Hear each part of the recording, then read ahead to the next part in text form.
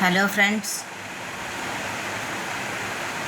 എല്ലാവർക്കും നമസ്കാരം. ലീല സ്റ്റോക്കിലേക്ക് സ്വാഗതം. ഇന്ന് ഞാനൊരു വിഷയവുമായിട്ട് വരുന്നത് ദേഷ്യം എന്നതിനെ പറ്റിയാണ്. ഒരു സബ്ജക്റ്റാണ്.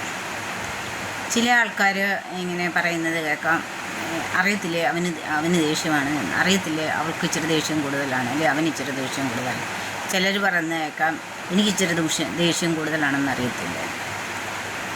അപ്പോൾ ഇവിടെ ആർക്കാണ് ദേഷ്യം ഇല്ലാത്തത്? എല്ലാവരും ദേഷ്യമുള്ളവരായിട്ട് ദൈവം എല്ലാ വിചാരങ്ങളോടും കൂടിയാണ് എല്ലാവരെയും സൃഷ്ടിച്ചിരിക്കുന്നത്. അതിൻ്റെ അകത്തിൽ യാതൊരു ഇതുമില്ല. എല്ലാവർക്കും ദേഷ്യമുണ്ട്, എല്ലാവർക്കും സന്തോഷമുണ്ട്, സമാധാനമുണ്ട്, മാനസിക പിരിമുറുക്കങ്ങളുണ്ട്, എല്ലാം ഉള്ളതായിട്ടാണ് എല്ലാവരും.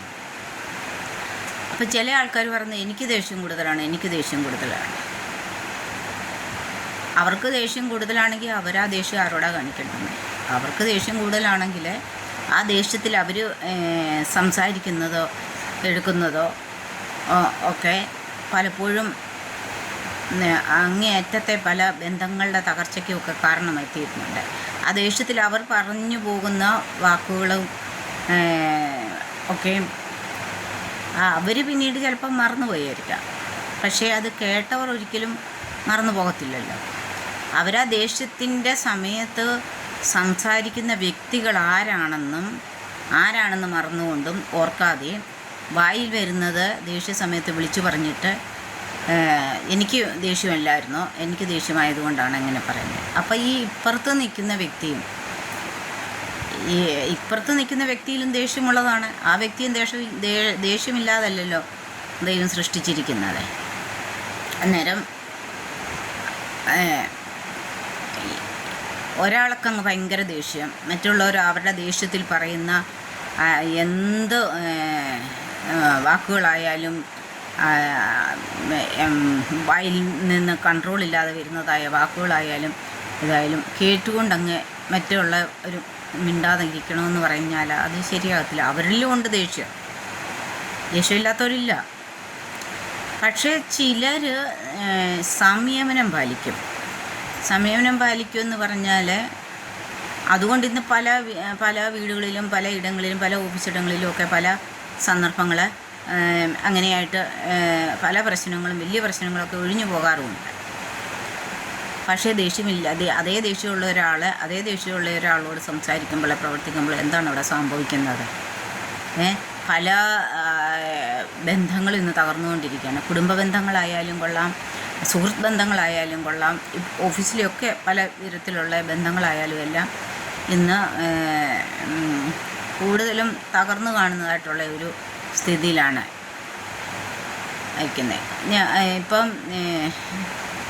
ഉദാഹരണത്തിന് ഞാൻ ഡ്യൂട്ടിക്ക് ചെന്ന സമയത്ത് എന്നോട് ഇൻചാർജ് പറഞ്ഞു, സിസ്റ്റർ സെക്കൻഡ് ഫ്ലോറിൽ പോയി ഹെൽപ്പ് ചെയ്യേ, അവിടെ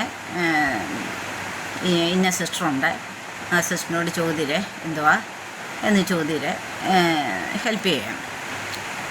അപ്പോൾ ഓൾറെഡി എനിക്ക് ഡ്യൂട്ടി ഓപ്പറേഷൻ തിയേറ്ററിൽ ലേബർ റൂമിലാണ്. അപ്പോൾ ഇതിപ്പോൾ ഈ ഇടയ്ക്കത്തെ കാര്യമായി പറയുന്നത്. അന്നേരം ശരി, ഞാൻ സെക്കൻഡ് ഫ്ലോറിൽ ചെന്ന് കഴിഞ്ഞിട്ട് അവിടുത്തെ ഇൻചാർജ് അല്ലെങ്കിൽ കൗണ്ടറിലുള്ള സിസ്റ്ററിനോട് ചോദിച്ചു, സിസ്റ്ററെ ഇന്ന ആൾക്ക് നേഴ്സിംഗ് മേട്രൺ വിട്ടതാണ്, ഇവിടെ ഹെൽപ്പ് ചെയ്യാനൊക്കെ ഉണ്ട്, എത്ര പേഷ്യൻ്റുണ്ട്, എന്നൊക്കെ ഡയഗ്നോസിസായി എന്നതാ പേഷ്യൻ്റ്, എന്നോട് കൂടെ പറയാൻ പറഞ്ഞു. ഹിന്ദിക്കാരി സ്റ്റാഫാണ്, എന്നോട് പറയാൻ പറഞ്ഞു, ഹിന്ദിയിൽ പറഞ്ഞു എന്നോട് കൂടെ എനിക്ക്. എന്നിട്ട് ഞാൻ ആരോടാ ചോദിച്ചേ, ആ സ്റ്റാഫ് നമാശിമ എന്നോടൊന്നും മറുപടി പറഞ്ഞില്ല.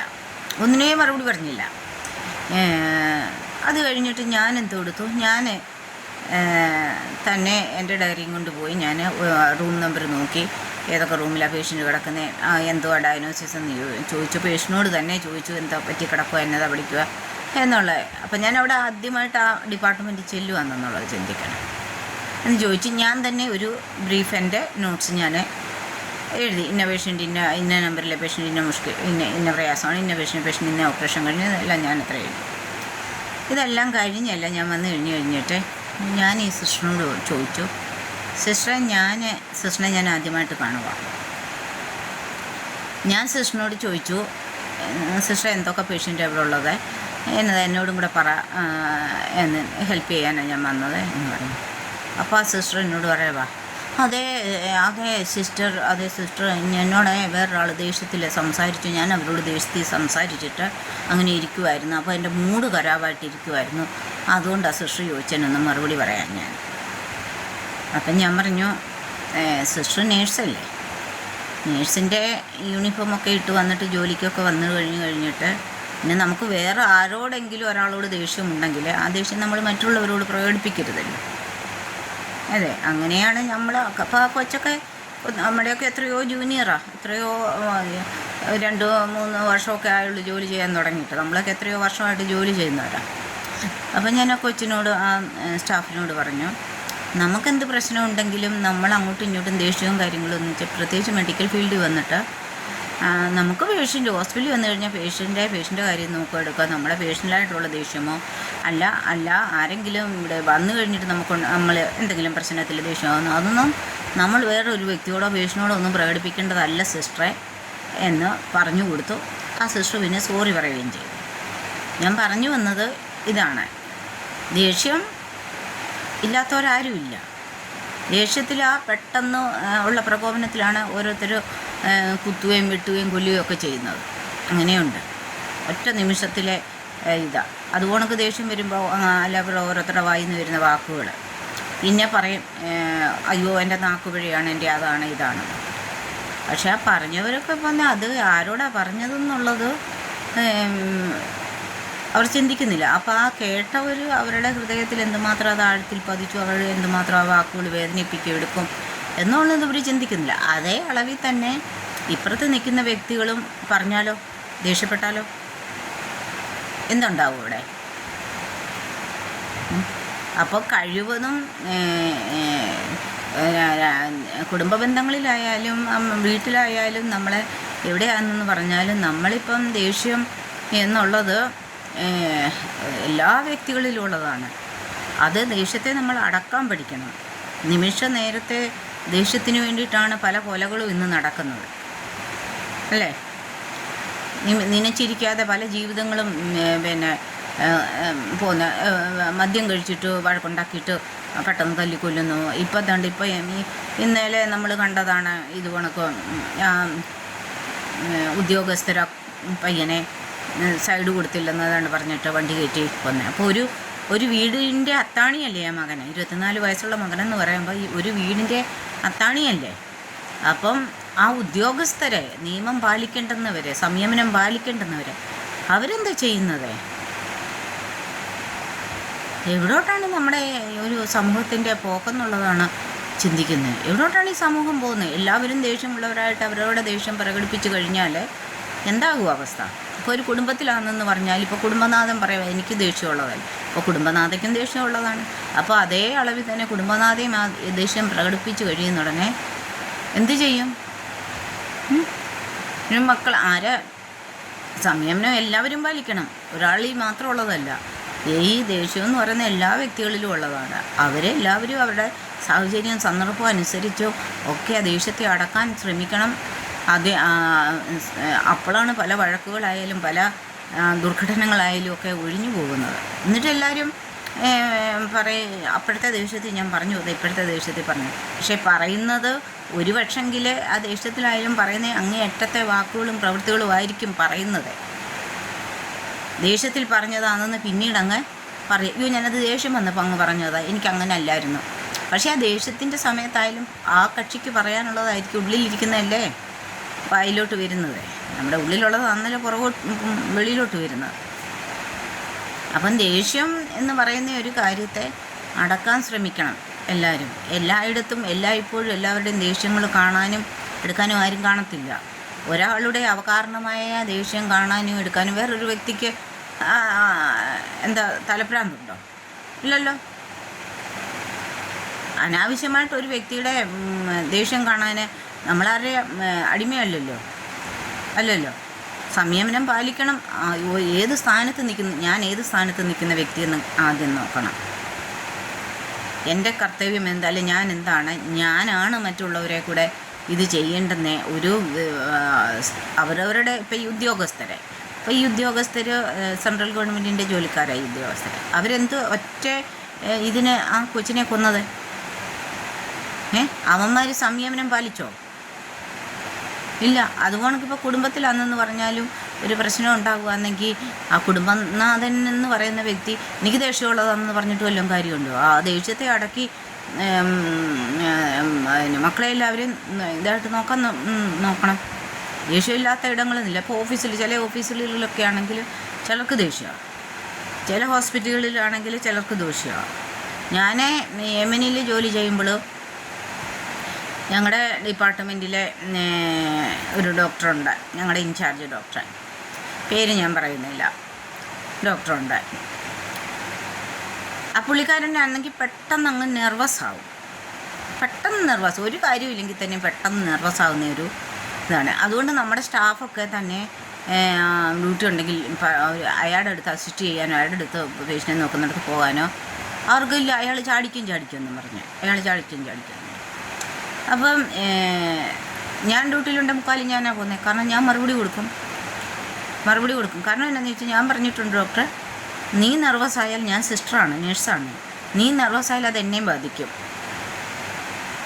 അതുകൊണ്ട് പറയാനുള്ള കാര്യങ്ങൾ പറയാനുള്ള ഇതിൽ പറയണം. നിൻ്റെ ഡോക്ടറിൻ്റെ ദേഷ്യം കാണാൻ വന്നതല്ല ഞാൻ സിസ്റ്ററെ, ഞാൻ കാര്യം ഡ്യൂട്ടിയല്ലേ ചെയ്യാൻ വന്നത്.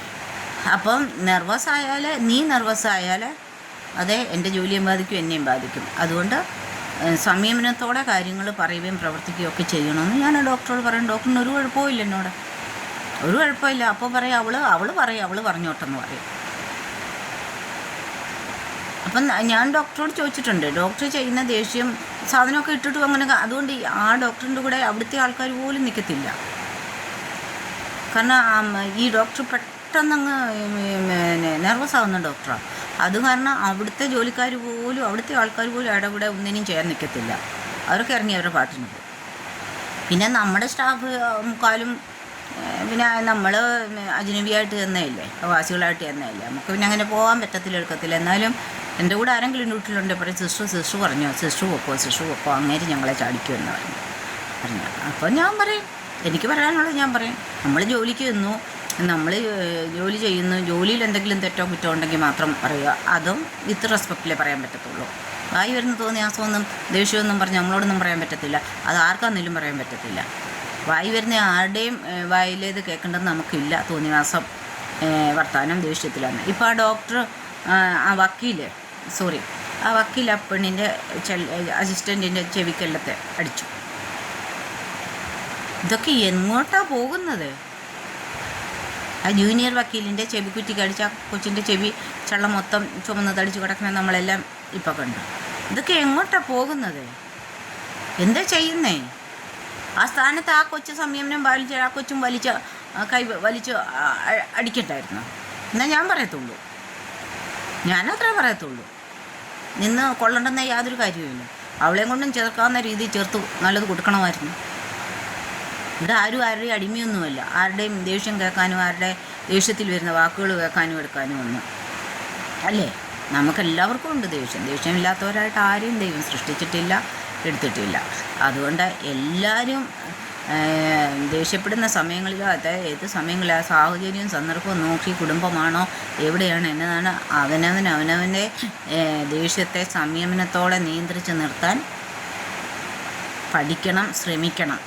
അല്ലെങ്കിൽ അതൊക്കെ ഭയങ്കരമായ അനർത്ഥങ്ങളിലേക്കും പല വഴക്കുകളിലേക്കും തീരാത്ത വഴക്കുകളിലേക്കും പല ബന്ധങ്ങളുടെ ഉലച്ചകളിലേക്കും ബന്ധങ്ങളുടെ മരവിപ്പിനും സകലത്തിനും കാരണമായി തീരും. അതുകൊണ്ട് എല്ലാവരും കഴിവതും അവരവരുടെ ദേഷ്യത്തെ അടക്കാൻ ശ്രമിക്കുക. സംയമനത്തോടെ കാര്യങ്ങളെയൊക്കെ ഏത് സന്ദർഭമായാലും നേരിടാൻ ഉള്ള ഒരിത് എല്ലാവർക്കും ഉണ്ടാകട്ടെ എന്ന് ആശംസിക്കുന്നു. അപ്പോൾ ഇത്രയും ഇനി വേറൊരു വീഡിയോ ആയിട്ട് വരാം. എൻ്റെ ചാനൽ സബ്സ്ക്രൈബ് ചെയ്യുകയും ഷെയർ ചെയ്യുകയും ലൈക്ക് ചെയ്യുകയും കമൻറ്റ് ഇടുകയൊക്കെ ചെയ്യണം കൂട്ടുകാരെ. ഓക്കെ.